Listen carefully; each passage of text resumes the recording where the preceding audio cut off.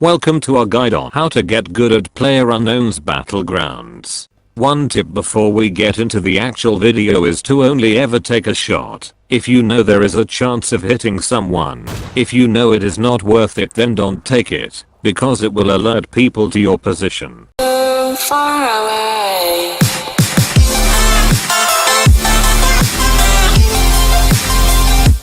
The first thing you want to do before loading into the map is to greet your enemies as lovers. You must indulge in intercourse of some sort with as many others as is possible. My first tip to you guys is to never stand still. This makes you an easier target as you are not moving, so you are easier to get a headshot on. I kill people all of the time because they are standing still late game behind a tree and don't see me with my AWM behind them. Trust me, this is something to do. Adopt the PUBG wiggle strategy and move around on the spot. You can do this while taking meds too, because you are not moving far enough to cancel taking them. My second tip for you is to never go in a straight line. This tip is more useful later game as there are more campers waiting to snipe you. But I have been killed and got so many kills because I or someone else was walking in a straight line and was not moving around enough. Running in a straight line is easy to track, so try to screw up your enemy's shots by dodging as much as possible. I cannot say enough how many times this has saved me during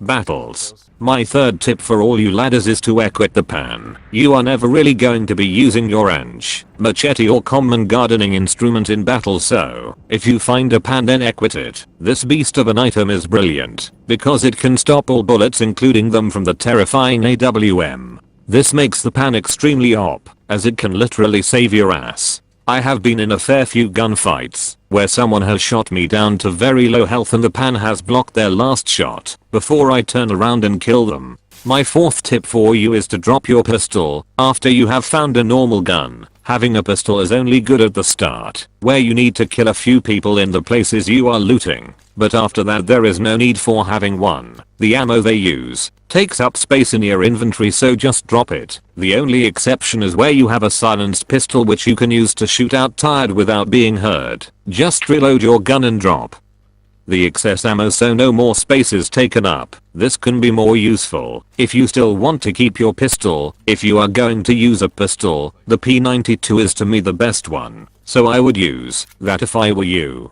My fifth tip for you is to always be sneaky and as quiet as possible, unless you have to be loud. If you are using a car or something to urgently get away from the terrifying drop or to get into the zone, escaping the blue wall of death, that is 4 times faster than your normal sprinting speed. This tip is of more use late game as you need to stay hidden as well as possible so others who are also hiding do not see you and kill you before you have the chance to react. My sixth tip for you is to wear a pair of headphones. Even your phone headphones are good enough. Using these will help you determine the positions of your enemies around you and can also help to determine other things like cars moving, shots being taken and footsteps, all things that you cannot determine without hearing. This makes the game so much better as you can expect when someone is coming and plan your assassination before they even know you are there. If you hide and you can hear them, it gives you the massive upper hand on them and will definitely help you survive longer and get more kills.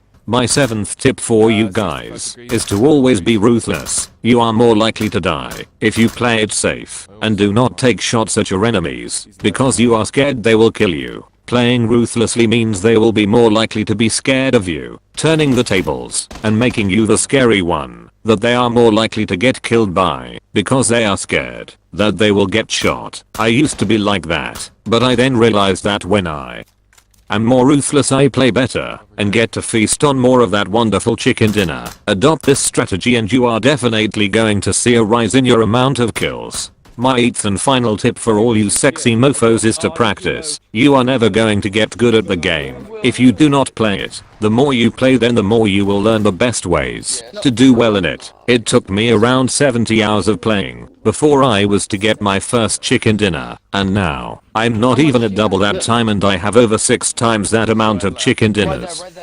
Practice makes perfection. And as long as you practice with these strategies, then you will end up playing good. Trust me, I have learned all of this myself.